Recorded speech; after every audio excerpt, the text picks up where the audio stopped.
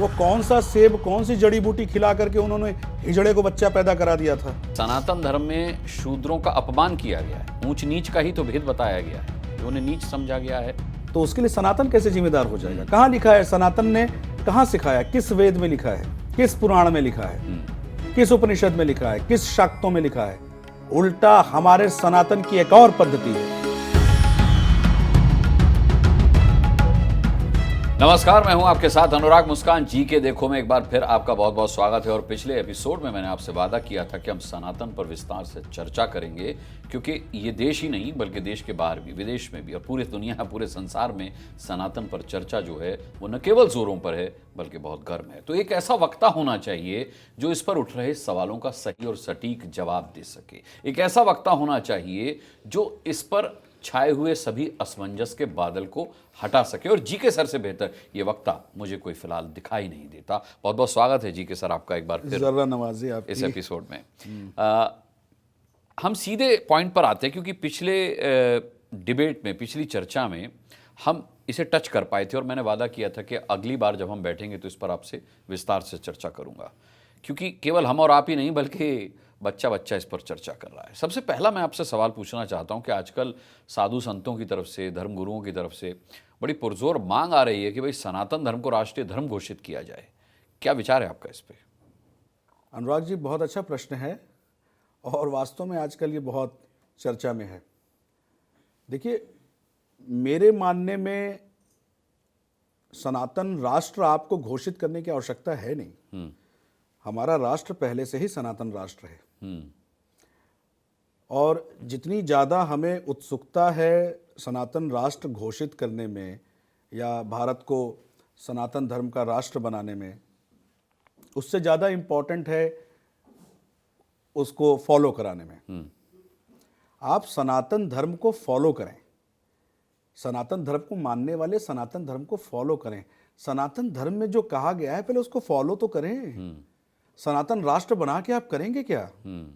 जी, एक सबसे बड़ा सवाल ये भी है कि बहस सनातन पर है और कई हिंदू ही इसका विरोध कर रहे हैं। ये कितना दुर्भाग्यपूर्ण है?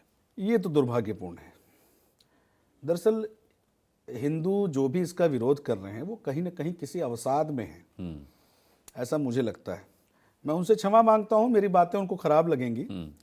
और आजकल तो सोशल मीडिया का ज़माना है, बड़े गंदे गंदे कमेंट्स भी लिखते हैं। तो मुझे कोई फ़र्क नहीं पड़ता, क्योंकि मैं उनकी अवस्था समझ सकता हूँ। वो बड़े अवसाद में होते हैं, वो अपने जाति पे, वर्ण पे, धर्म पे आकर के वो इसका विरोध करते हुए विभिन्न प्रकार की टिप्पणियाँ करते हैं।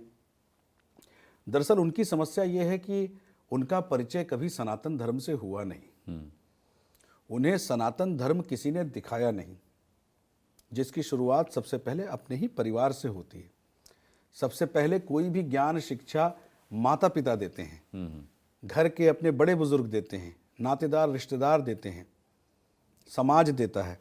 तो जो सनातन धर्म से कभी जुड़ा ही नहीं रहा, कभी जाना ही नहीं उसके महत्व को, कभी उसके अंदर की विशेषता उसको दिखी नहीं, कभी उसने उसको अपने जीवन में अनुसरण करके नहीं देखा, उसका अच्छा बुरा नहीं देखा और उस पर प्रतिक्रिया देना शुरू कर दिया कि वो इसका विरोध करते हैं। तो ऐसे लोग मानसिक रूप से थोड़ा मुझे कमज़ोर लगते हैं। जो सनातन का विरोध करें और अपने धर्म का विरोध करें, उन्हें सबसे पहले धर्म समझने की आवश्यकता है और धर्म के प्रति किसी भी मनुष्य का क्या दायित्व बनता है ये समझने की आवश्यकता है। उसके बाद ही वो जीवन में कुछ और बन पाएंगे। ऐसे लोग आपसे ये भी पूछ सकते हैं कि बताइए कहाँ लिखा है कि ये हिंदुस्तान एक सनातनी राष्ट्र है? आपके कह देने भर से थोड़ी हो जाएगा। नहीं, लिखा तो बहुत कुछ नहीं है। लिखा तो 3 पुस्तक के पीछे उनके पूर्वजों का भी नाम कहीं नहीं होगा। और वो जिस पीढ़ी से आ रहे हैं उनको खुद की पीढ़ी का कितना पता है, जरा पता करें। हाँ, विशेष क्यों है देश का सनातनी होना? भाई, इतिहास है। आज आप किस चीज़ को मानेंगे? आर्कियोलॉजिकल सर्वे मानेंगे, लिटरेचर्स मानेंगे, स्क्रिप्चर्स मानेंगे, क्या मानेंगे? आप इतिहास से और अपने वैज्ञानिक शोधों से ही तो पता करते हैं किसी चीज़ की उम्र क्या है, उसका इतिहास क्या है, उसकी कहानी क्या है, उसकी विशेषता क्या है, उसमें गुण अवगुण क्या हैं, उसमें साइंटिफिक और जियोलॉजिकल प्रॉपर्टीज़ क्या हैं। तो उसके प्रमाण पड़े हैं। मैंने कहा ना, जिनको कुछ नहीं पता वो कोई भी प्रश्न उठाते हैं और विरोध करना शुरू कर देते हैं। जिन्हें सनातन के बारे में नहीं पता, वो निश्चित रूप से उनको ये भी नहीं पता कि इसके प्रमाण तो चारों तरफ फैले हुए हैं। ठीक है, ये कहा जा सकता है कि सनातन सबसे प्राचीन है, लेकिन सब सनातनी हैं, ये कैसे कह देंगे आप? अनुराग जी, इसका जवाब बड़ा विवादित हो सकता है, मगर सत्य है। अगर मेरा ऐसा मानना और मेरा ऐसा विश्वास है, या अन्य बहुत सारे हिंदू धर्मशास्त्र को मानने वाले, सनातन धर्म को मानने वाले लोगों का अगर ये विश्वास है कि सबसे पुराना सनातन है, जो कि है, तो निश्चित रूप से फिर सब वहीं से निकले हैं। और जब वहीं से निकले हैं तो भिन्न भिन्न अलग अलग क्षेत्रों में बट गए। एक शाख से उड़ा था परिंदों का तो काफिला, मगर देखो उसके बाद सबकी उड़ानें जुदा हुई। बहुत बढ़िया। तो निकले तो एक जगह से, फिर जैसा देश, जैसा परिवेश, जैसा समय, जैसी परिस्थिति, जैसा काल, लोगों ने अपनी जीवन शैली को उसी अनुसार ढाला और उसी अनुसार उनकी आध्यात्मिक विचारधारा और विश्वास भी बदले। पर अगर हम टेक्निकली देखेंगे तो इसमें गलत कहाँ है? किसी एक विशेष धर्म की बात न करते हुए उदाहरण के तौर पे अगर हम ले लें, मान लो कोई धर्म संप्रदाय, कोई बिलीव आज से 2000-3000 साल पहले आया, जो कि इससे पुराना कोई है नहीं। फिर उसके पहले वो क्या थे? उसके पहले वो क्या थे? और फिर उसके पीछे, उसके पहले उनके पूर्वज वो क्या थे? फिर वो क्या थे? इसमें मुझसे या किसी से बहस करने से कोई फायदा नहीं है। अपने दिमाग से पूछें, अपने दिमाग से सोचें कि टेक्निकली अगर आप रिवर्स में जाते हैं तो फिर कहाँ से आए? विज्ञान जहाँ तक पहुँच सका वहाँ तक की उम्र तो बता दी उसने, मनुष्यों की बता दी 70-80 हज़ार वर्ष, अलग अलग जानवरों की, जीवों की बता दी, ये जानवर इस धरती पे इतने वर्ष पहले रहा करते थे। और फिर सभ्यता और संस्कृति और समाज भी उन्होंने जितना पढ़ा, जितना जान सके वो बता दिया। तो उससे तो ये सही है, सत्य है कि भाई आए तो सब सनातन सही है, सनातन से बाहर कौन है जी। और घुमा फिरा के मानते भी सब सनातन के ही हैं, ये भी बता दूंगा कैसे। अच्छा, चलिए इस विषय पर मैं आऊँगा। हम सनातन की बात करें, सनातन धर्म में जिन 4 वर्णों की व्यवस्था है, क्षत्रिय, ब्राह्मण, शूद्र, वैश्य, इस व्यवस्था को आप कैसे देखते हैं और मौजूदा जीवन शैली में इसका क्या महत्व है? बड़ी चर्चा में आज के लिए। ये अनुराग जी, ये बहुत अच्छी बात है और इस बात को सबको समझना भी चाहिए और हर बुद्धिजीवी वर्ग को, हर शिक्षित व्यक्ति को इस बात को अपने समाज में समझाना भी चाहिए। भाई देखिए, वर्ण क्या है? वर्ण जब बने थे तो उनके काम के आधार पे बने थे कि भाई जो शासन करेगा, जो प्रशासन चलाएगा, जो सुरक्षा करेगा, वो क्षत्रिय होगा, उसे युद्ध भी करना होगा। ठीक है? ठीक। जो ज्ञान का प्रवाह करेगा, प्रचार प्रसार करेगा, जो विज्ञान करेगा, जो शोध करेगा, वो ब्राह्मण होगा। फिर चाहे वो वेदों का ज्ञान हो, प्राकृतिक हो, औषधि से जुड़ी चीज़ें हों, आयुर्वेद हो, या अन्य कोई भी सृष्टि और प्रकृति से जुड़े ज्ञान की व्यवस्था को चलाने वाले लोग ब्राह्मण कहलाएंगे। और फिर जो व्यवसाय करेंगे, जो एक दूसरों की आवश्यकताओं की आपूर्तियों को पूरा करेंगे, जो व्यवसाय लेन देन करेंगे, वो व्यवसायी होंगे, उन्हें वैश्य कहा जाएगा। और फिर जो लोग, मेरी बात पे ध्यान दीजिएगा आप, फिर जो लोग सात्विकता और स्वच्छता पे ध्यान रखेंगे, सबसे पहले तो आप ये समझिए कि हमारी व्यवस्था में सात्विकता और स्वच्छता को कितना बड़ा महत्व दिया गया कि इसके लिए एक वर्ण ही अलग बना दी गई। बड़ी बात कि जो प्रकृति से जुड़ी सात्विकता, स्वच्छता पे जो काम करेंगे, जो उसकी सुरक्षा करेंगे, जो उसकी रक्षा करेंगे, जो उसकी प्रेरणा देंगे, जो समाज को उसके साथ सामंजस्य बनाने में सहायक होंगे, वो शूद्र कहलाएंगे। इसमें किसी का कोई दोष नहीं है कि ये 4 वर्ण क्यों और कैसे बने। अब जैसे इसको ऐसे देखते हैं, आज के समय में आज क्षत्रिय कौन है? XYZ Pratap Singh, ABCD Singh, dash dash कोई भी सिंह, जो राजपूत घराने से बिलोंग करते हैं वो अपने आप को क्षत्रिय मानते हैं। जी। पर जिस शास्त्र से वो क्षत्रिय बने और क्षत्रिय कुल में जन्म लिए, वही शास्त्र उन्हें क्षत्रिय का धर्म भी तो बताता है। तो मेरी नजर में वो क्षत्रिय नहीं है। मेरी नजर में क्षत्रिय कौन है? हमारे देश के सैनिक, हमारे सिपाही, पुलिस सबसे वाले, ज्यादा उस धर्म का वही निर्वाह कर रहे हैं। क्षत्रिय धर्म का पालन वो कर रहे हैं। आज के समाज की अगर आप वर्णों की व्यवस्था देखें तो, और पुराने वर्णों की व्यवस्था से अगर उसकी तुलना करें, तो आज हमारा क्षत्रिय, हमारा फौजी है, हमारे सैनिक हैं, और जो भी सुरक्षा बल हैं, अन्य सभी प्रकार के सुरक्षा बल, वो हमारे क्षत्रिय हैं। ब्राह्मण कौन है? ब्राह्मण है हमारे आज के ब्यूरोक्रेट, टेक्नोक्रेट, जो सामाजिक व्यवस्था की, ज्ञान व्यवस्था से शासन प्रशासन को सहयोग करते हैं, समाज को संतुलित रखने में अपना योगदान देते हैं। वैश्य कौन है? अब आप कहेंगे कि वर्णों के हिसाब से तो वैश्य वो है जो बनिया जाति का है। मैं खुद जाति से, मैं खुद बनिया हूं, तो मैं वैश्य हूं। ठीक है, अगर मैं व्यवसाय कर रहा हूं तो मैं वैश्य हूं। अन्यथा वो जितने भी आज के दौर के हिसाब से ब्राह्मण, क्षत्रिय, वैश्य, शूद्र, अन्य सभी धर्मों के लोग जो व्यवसाय कर रहे हैं, मेरे हिसाब से वो वैश्य हैं। वैश्य ना कि वो हैं जो सिर्फ गुप्ता लिखें, जैन लिखें, गोयल लिखें, अग्रवाल लिखें। और फिर शूद्र कौन है? शूद्रों को गर्व करना चाहिए। शूद्र वो हैं जो आज की डेट में प्रकृति की व्यवस्था में, सामाजिक व्यवस्था में स्वच्छता और सात्विकता पे काम कर रहे हैं, हमारा आपका सहयोग कर रहे हैं। नर्स हॉस्पिटल में है, वो क्या कर रही है? वो स्वच्छता और सात्विकता पे काम कर रही है। वार्ड बॉयज हैं, वो क्या हैं? सात्विकता और स्वच्छता पे काम कर रहे हैं। हमारे म्यूनिसिपल डिपार्टमेंट के जो लोग हैं, वो हमारे समाज की सफाई व्यवस्था पे काम कर रहे हैं। हमारे फॉरेस्ट डिपार्टमेंट के लोग कौन हैं? हमारे वो भी स्वच्छता और सात्विकता पे काम कर रहे हैं, प्राकृतिक स्वच्छता को मेंटेन रख रहे हैं। कितना रख पा रहे हैं, नहीं रख पा रहे हैं, वो एक दूसरा विषय है। पर उसमें अगर हम जाति ढूंढना शुरू कर दें और फिर उसे हम ऊंचा नीचा, छोटा बड़ा कहना शुरू कर दें, तो वो मनुष्यों की प्रवृत्ति से आई कि भाई हम युद्ध कर रहे हैं तो हम क्षत्रिय हैं। भाई फौज में डिपार्टमेंट्स होती हैं, अगर फौज में युद्ध करने वाला दल अलग होता है तो चिकित्सा का भी दल अलग होता है, फौजी वो भी होता है। भोजन बनाने का भी दल अलग होता है, वो भी फौजी है। साफ सफाई का भी दल अलग होता है, वो भी फौजी है।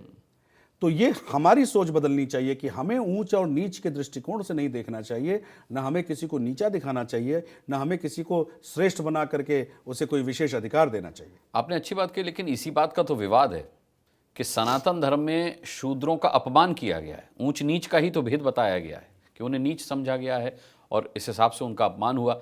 आज आप देखिए, चाहे सामाजिक स्तर पर हो या राजनीतिक स्तर पर हो, इसी बात को लेकर के सबसे ज्यादा विरोध है। ये पूरी तरह सही नहीं समझता मैं। सबसे पहला जवाब तो ये है कि सनातन में कहीं भी शूद्रों को न प्रताड़ित किया गया, न अपमानित किया गया, न उपेक्षित किया गया। सनातन ने नहीं किया, रामचरितमानस सामाजिक व्यवस्था ने किया। अच्छा, रामचरितमानस ने भी नहीं किया। मैंने इसलिए पूछा कि उसी की प्रतियां जला रहे हैं लोग। प्रतियां जला रहे हैं, देखिए वो जला जो रहे हैं वो सब कहीं ना कहीं राजनीतिक प्रेरणाओं से भरे हुए लोग हैं। वो उनकी अपनी महत्वाकांक्षा पूरी हो रही है, उनके वजह से आम जनमानस के बीच का सद्भाव नहीं खत्म होना चाहिए। ये उनका अपना विचार है, वो कौन सी रोटी सेक रहे हैं वो बेहतर जाने, और पब्लिक को सब समझ में आता है। उन पे विशेष टिप्पणी करने की आवश्यकता नहीं है। पर हमारे सनातन में कहीं पर भी शूद्रों का या किसी वर्ण को नीचा दिखाना, ऐसी कोई बात नहीं कही गई है। और ये वर्ण प्रणाली कहाँ नहीं रही? क्या अन्य धर्मों में नहीं है, अन्य जातियों में नहीं है, अन्य संप्रदाय में नहीं है? वहाँ पे ऊंच नीच नहीं बनाई गई? जो आए हैं सारे वेद के बाद, वहाँ भी बनाई गई। गलत तब होता है जब आप समाज में प्रताड़ना शुरू कर दें, दुरुपयोग शुरू कर दें, एक्सप्लॉयटेशन करने लगें, वो भी वर्ण के आधार पर। वर्ण के आधार पे। और फिर इसमें एक और चीज समझने की जरूरत है। एक समय पर तो कर्म के आधार पर वर्ण बनाए गए, फिर तो ये परंपरा बन गई कि भाई जो क्षत्रिय कुल में पैदा हुआ है वो क्षत्रिय ही होगा, भले आज चाहे वो युद्ध करे ना करे, युद्ध करे न करे। आज आप देख लो कहीं ना कहीं पता चला वो किसी बिजनेस में लगा है, पानी ही बेच रहा हो, किसी भी खाने पीने की चीज का काम कर रहा हो, अलग व्यवसाय कर रहा हो, तो अब वो क्षत्रिय कैसे हो गया? सिर्फ इसलिए वो क्षत्रिय कुल में जन्म लिया है। कोई शूद्र है जिसके घर का बेटा अगर आज आईएएस ऑफिसर बन रहा है तो अभी भी आप उसको शूद्र कहेंगे? आज वो कर्म से ब्राह्मण है, तो शासन प्रशासन में अपना सहयोग दे रहा है, अपना योगदान दे रहा है। ठीक। वैश्य के ऐसे भी लोग हैं जो आज शासन में बैठे हैं, प्रशासन में बैठे हैं, जो शीर्ष नेतृत्व पे बैठे हैं, या फिर सरहद पर तैनात हैं, सरहद पे भी तैनात हैं। कितने गोयल, जिंदल, जैन, गुप्ता, अग्रवाल पड़े हैं, या इस तरह के जो भी, मेरा जी हाँ, किसी विशेष उससे नहीं है तात्पर्य। तो ये गलत है। समाज में हमेशा से देखिए ये इतिहास रहा है कि मजबूतों ने हमेशा से कमजोरों को दबाया है, कहीं ना कहीं उनका शोषण किया है, जिसकी जागरूकता पे हम लोगों ने तो मानवाधिकार पे भी बहुत काम किया। तो किसी समुदाय को, किसी विशेष समाज को उपेक्षित करना, उनका शोषण करना, ये गलत है। और टाइटल के आधार पे, किसी की जाति के आधार पे उसका आकलन करना या उसका चरित्र निर्धारित करना या उस पर कोई टिप्पणी करना, ये बिल्कुल गलत है। तो वर्ण व्यवस्था में ये चीज़ नहीं होनी चाहिए थी। हमारे शास्त्रों ने, हमारे सनातन ने तो बहुत कुछ दिया, अब आप उसको दुरुपयोग करके इस्तेमाल करें, उसका दुरुपयोग करें, उसे गलत तरीके से समाज में प्रचारित करें, तो उसके लिए सनातन कैसे जिम्मेदार हो जाएगा? कहाँ लिखा है? सनातन ने कहाँ सिखाया? किस वेद में लिखा है? किस पुराण में लिखा है?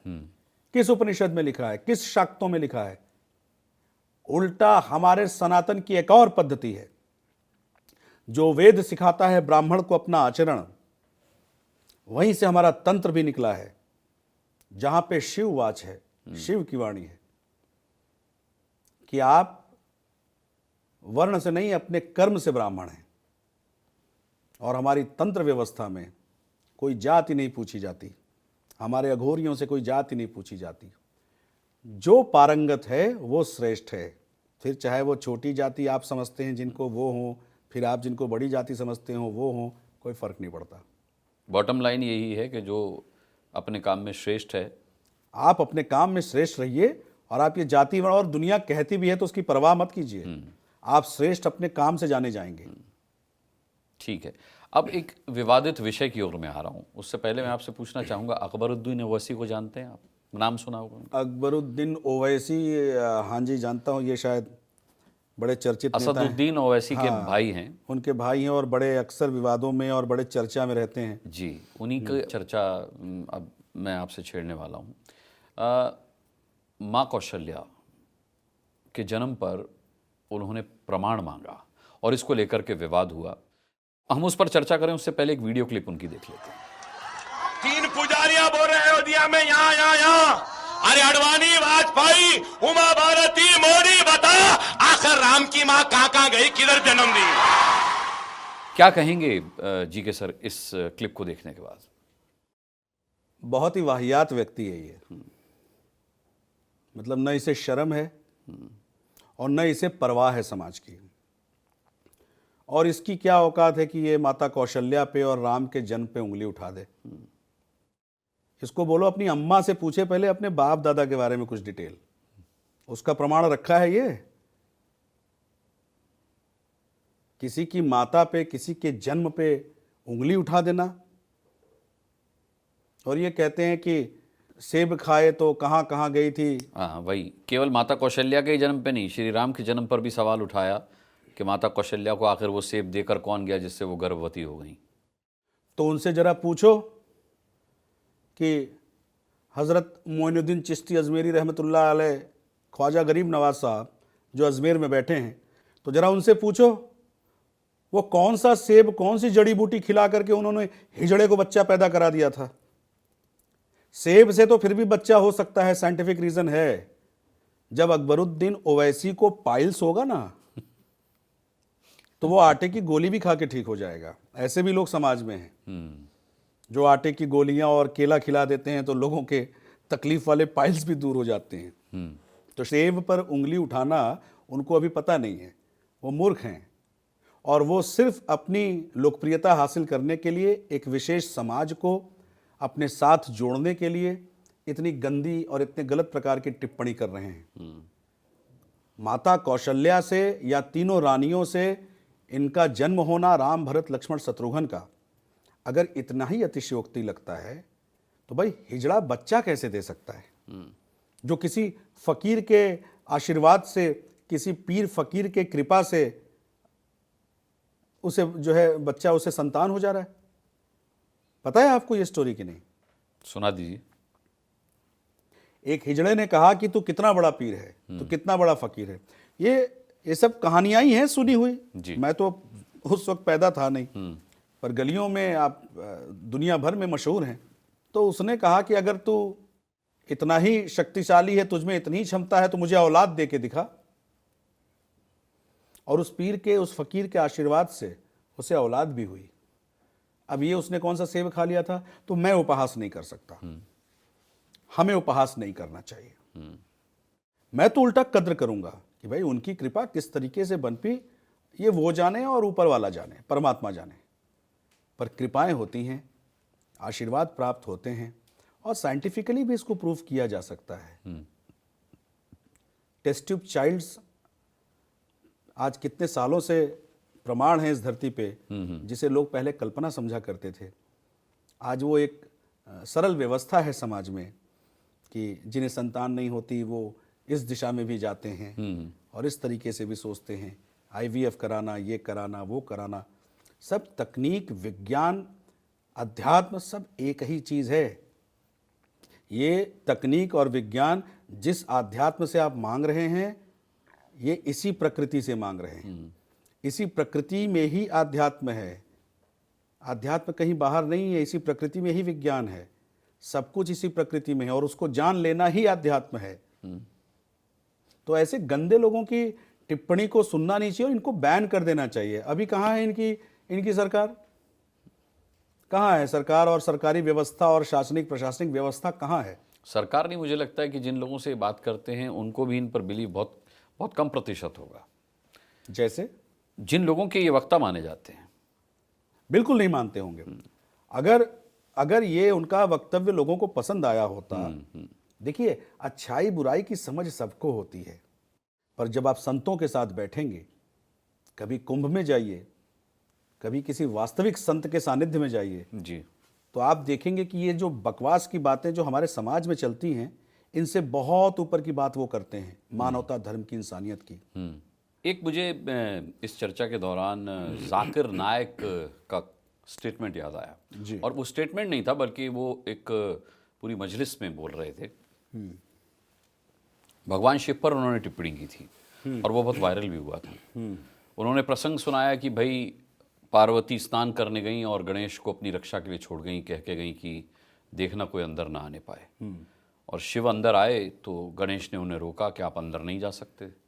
तो उन्होंने कहा कि तुम कौन हो? तो उसने कहा कि इससे आपको क्या, मैं कौन हूँ। तो वाद विवाद हुआ और भगवान शिव ने गणेश की गर्दन काट दी। उसके बाद भाई जाके उनको हाथी हाथी का सिर लगाना पड़ा। ये जाकिर नायक के शब्दों में बता रहा हूँ। वो मैसेज ये देना चाह रहे थे कि हिंदू धर्म के लोग शिव की इतनी भक्ति करते हैं, मैं उनसे ये कहना चाहता हूँ कि जो अपनी संतान को ही नहीं पहचाना वो तुम्हें क्या पहचानेगा। तो ये कैसे पता उनको कि शिव ने गणेश को नहीं पहचाना? ये कैसे उनको पता? आज कोई बड़ा शासनिक अधिकारी हो या कोई राजनीतिक शीर्ष नेतृत्व हो, जब वो अपने किसी मकसद पे, किसी काम पे चल रहा होता है तो उसको उसके बहुत सारे अपने पराये खास लोग दिखाई दे रहे होते हैं। वो अपने काम पे जा रहा होता है, अपना मकसद पूरा कर रहा होता है, तो उसमें क्या वो उतर के रिश्ते और संबंध निभाएगा? शिव को अगर आपको कोई प्रेरणा देनी है, कोई संदेश देना है, कोई प्रमाण और कोई एग्जाम्पल सेट करना है दुनिया के लिए, तो वहाँ पे वो इस बात की चर्चा क्यों करेंगे या ये क्यों दर्शाएंगे कि गणेश को वो नहीं पहचाने? और दूसरी बात, गणेश को न पहचानने का एक ये भी तो टेक्निकल कारण हो सकता है कि गणेश के जन्म के वक्त तो शिव थे ही नहीं। गणेश शिव और पार्वती की ऊर्जा से तो जन्म लिए नहीं। गणेश को तो माता पार्वती ने अपने उपटन से जन्म दिया था और लगातार उन्हें अपने साथ रखा था। तो टेक्निकली अगर हम बात करें, प्रैक्टिकली बात करें, तो हो सकता है नहीं पहचानते थे। और नहीं पहचानते थे या पहचानते थे, आपको तो सवाल ये करना चाहिए जाकिर साहब को कि उन्होंने ऐसा किया क्यों, उसका गर्दन क्यों काट दिया। ये स्टोरी तो उनको कायदे से पढ़नी होगी, पर उसका जो जिस्ट है वो सिर्फ इतना है कि गणेश को गण से गण ईश बनाना था, जो गणों के ईश हों। ईश अभिप्राय होता है ईश्वर का। ईश तभी कोई बन सकता है जब उसके अंदर कोई श्रेष्ठता हो,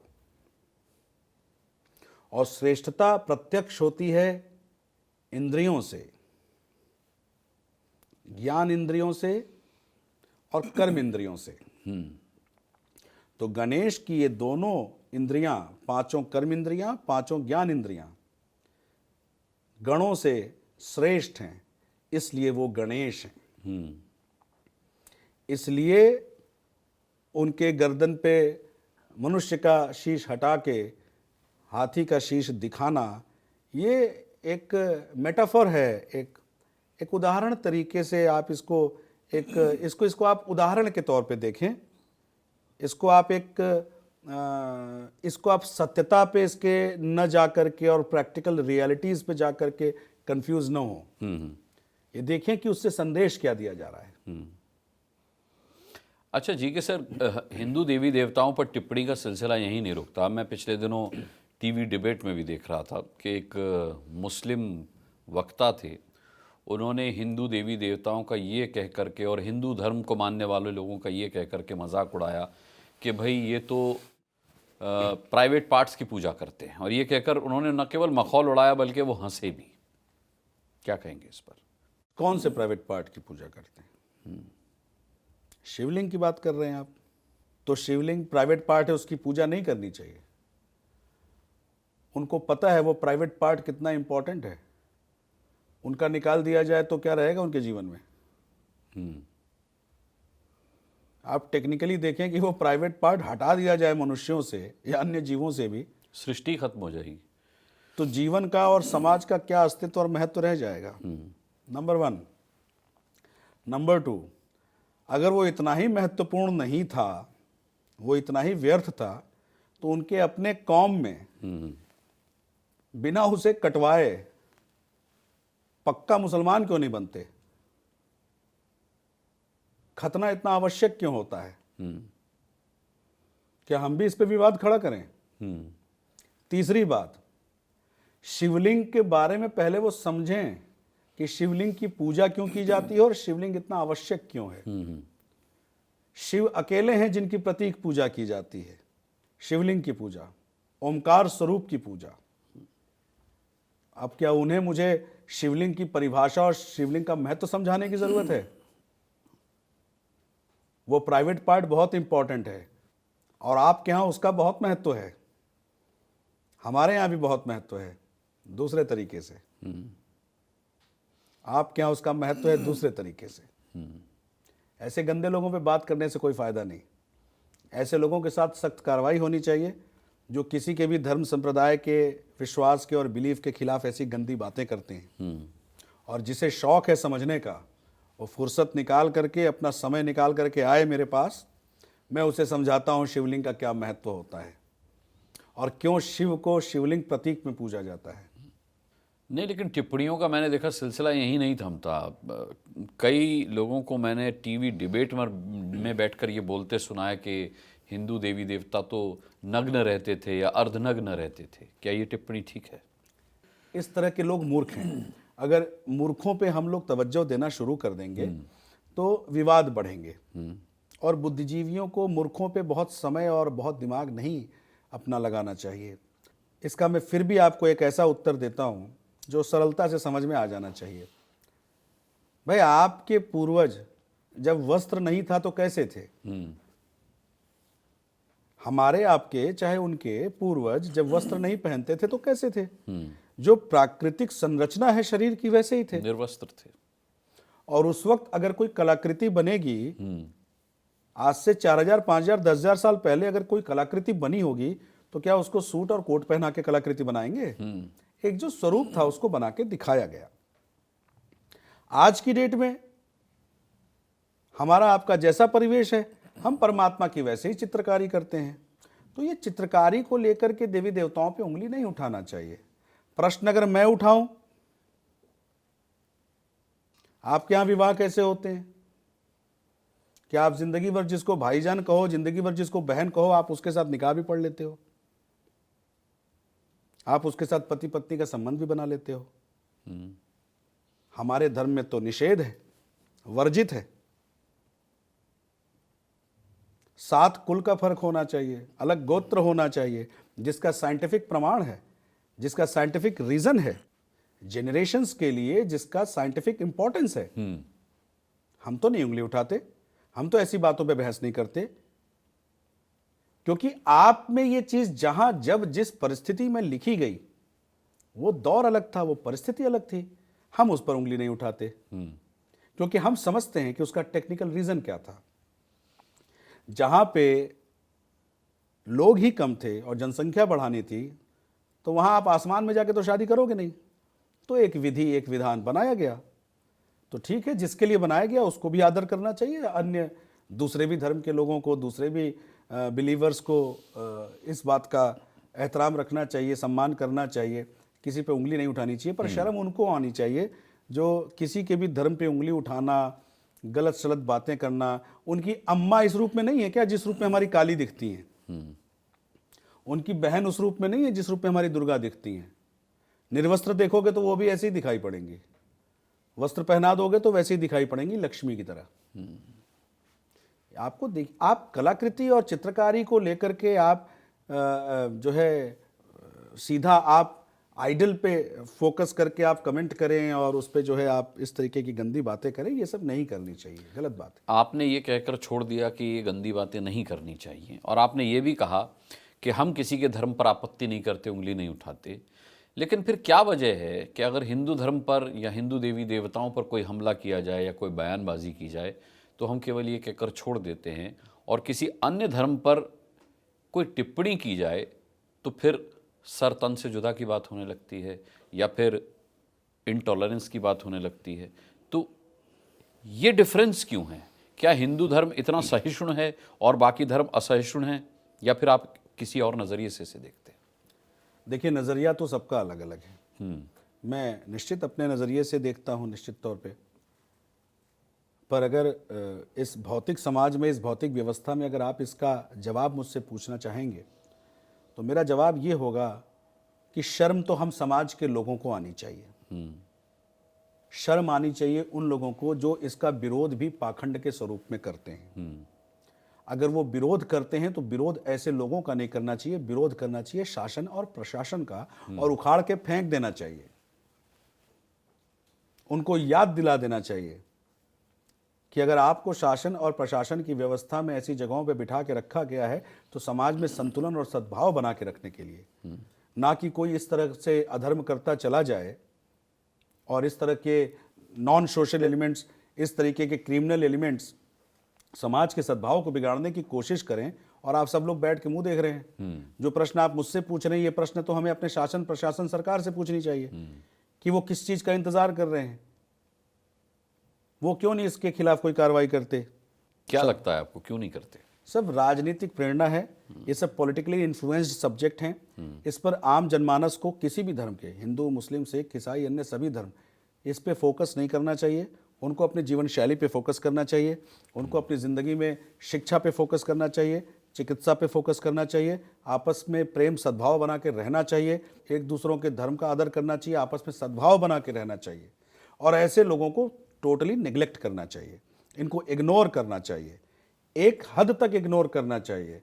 उसके बाद सबको एक साथ खड़े होना चाहिए, उखाड़ के फेंक देना चाहिए ऐसे लोगों को, और ऐसे लोगों पे कोई कार्रवाई ना करने वाले अथॉरिटीज को भी। लेकिन देखा गया है कि जब भी कभी किसी अन्य धर्म पे बात आती है तो उस धर्म के लोग एकजुट नज़र आते हैं। आपने क्या ये कमी हिंदू धर्म में महसूस की है कि हिंदू धर्म पर कभी हमला हो या हिंदू देवी देवताओं पर हमला हो तो हिंदू संगठित नहीं होता, एकजुट नहीं होता? नहीं, ऐसा नहीं है। इसका बड़ा अच्छा एक उदाहरण है कि आप अपने संस्कार और जीवन शैली पे नज़र डालें, जो आपकी माताजी ने आपको दिया हो, आपके पिताजी ने दिया हो, आपके घर संस्कार से मिला हो। हिंदू का एक, सनातन का एक ऐसा संस्कृति और स्वभाव है जो बहुत जल्दी आक्रामक और आतंकी और आक्रोशी नहीं होता। हर चीज़ को समय देता है और जीत सच्चाई की होती है। अगर आप सही रहेंगे, अच्छे रहेंगे तो जीतेंगे। हिंदू इकट्ठे हैं, ऐसा नहीं है। अब ये भ्रम आप भी अपने दिमाग से निकाल दीजिए। हिंदू बहुत इकट्ठे हैं, बहुत यूनाइटेड हैं। कुछ लोग हैं जो हमेशा विरोधाभास, टिप्पणियां करना, आलोचनाएं करना, विवादित बयान देना, समाज में एक विरोध का भाव हमेशा पैदा करते रहना, कुछ लोग हैं। और उसका मतलब ये नहीं कि हमारा पूरा हिंदू समाज या धर्म ही सवालों के घेरे में हो, ऐसा नहीं। चलिए, विवादों को परे करते हैं। ना हम विवाद पैदा करना चाहते हैं और ना विवाद पैदा करने वालों को ज़्यादा चर्चा में ला करके उनको पॉपुलर करना चाहते हैं, वो हमारा मकसद नहीं है। आप सनातन की बात करते हैं, सनातन को श्रेष्ठ मानते हैं। सनातन को मानने वालों के लिए क्या सलाह देना चाहेंगे? देखिए, सनातन इतना श्रेष्ठ है कि अगर आप सनातन पद्धति को मानते हैं, सनातन की ज्ञान शिक्षा को मानते हैं, तो ना ही आपका स्वयं का जीवन श्रेष्ठ होगा बल्कि समाज भी अच्छा बनेगा। और सबसे बड़ा ऋण हम चुका पाएंगे इस प्रकृति का, नेचर का, जिसकी हम सबसे ज़्यादा अनदेखी करते हैं।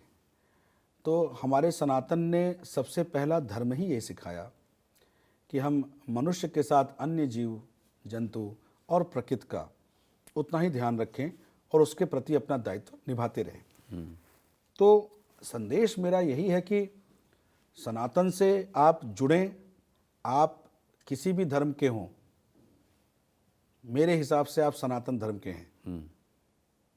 ये आपको विवादित लगे या मेरे मन की बात को आप माने या इसे आप किसी अन्य रूप में लें, आप किसी भी धर्म में हैं, मेरे हिसाब से आप सनातन के हैं।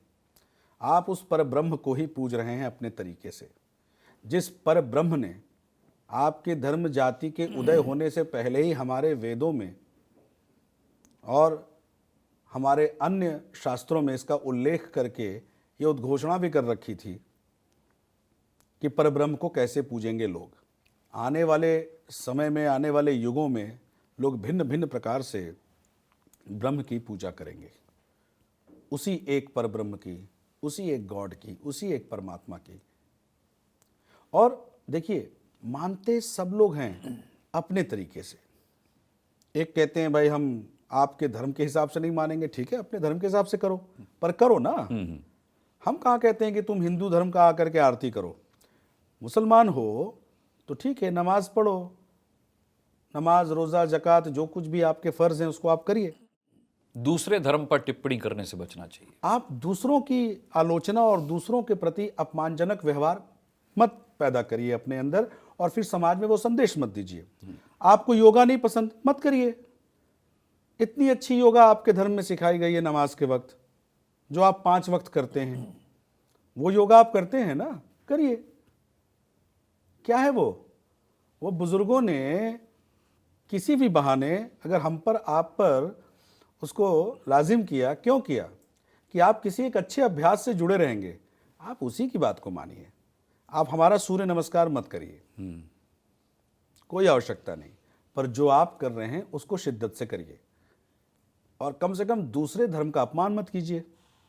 और ठीक है, सनातन को भी मानने वाले, अगर आप सनातन को इतना श्रेष्ठ मानते हैं तो बाकी अन्य धर्म वाले लोगों को अपना भाई, बंधु, बच्चा समझ करके माफ़ करिए अगर वो भटक गए हैं तो। भाई, एक परिवार में अगर कई बच्चे जन्म लिए और वो इधर उधर घूम फिर के भटक गए, सबका अपना अपना निजी जीवन शैली हो गया, ब्लड तो उसके माता पिता का वही है ना। बिल्कुल। तो आप सद्भाव थोड़ी भूल जाएंगे किसी के साथ। तो हम सनातनियों को भी सद्भाव, प्रेम, आदर का भाव रखना चाहिए हर किसी के साथ, और एक सीमा तक किसी आलोचना को अपमान भी नहीं समझना चाहिए और एक सीमा के बाद अपमान को बर्दाश्त भी नहीं करना चाहिए। दोनों ही तरह के संदेश आपने दिए, लेकिन इसमें एक संदेश जो मूल में छिपा है वो ये कि बिलीव करिए, अगर अपने धर्म पर आप करते हैं तो दूसरे के धर्म पर भी आपको उतना ही बिलीव होना चाहिए। जैसे कट्टरता की हमने जिक्र की, तो वो कट्टरता जो है वो बिलीव ही कट्टरता है। अगर आप अपने धर्म को मानते हैं कोई आपत्ति नहीं है, आपत्ति तब है जब आप अपने धर्म के अलावा कुछ भी नहीं मानना चाहते। तो कुल मिलाकर के ये बहुत अच्छा संदेश आपने समाज को दिया है और उन लोगों को दिया है जो समाज में गलत या सही संदेश देने का काम करते हैं, जिनके संदेशों से जिनके संदेश जब बिगड़ जाते हैं तो विवादित बोल कहलाते हैं। मुझे लगता है कि इस एपिसोड को आप जितनी बार देखेंगे आपको जीके सर से एक सकारात्मक और नया संदेश मिलेगा। एक और बहुत अहम विषय है जिसकी चर्चा मैं अगले एपिसोड में आपसे करूंगा जीके सर। तब तक के लिए अपने दर्शकों से कहना चाहेंगे कि बहुत बहुत अपना ख्याल रखिए। जीके सर, आप भी अपना बहुत ख्याल रखिएगा। बहुत बहुत धन्यवाद आपका। बहुत बहुत शुक्रिया आपका अनुराग जी, बहुत बहुत शुक्रिया।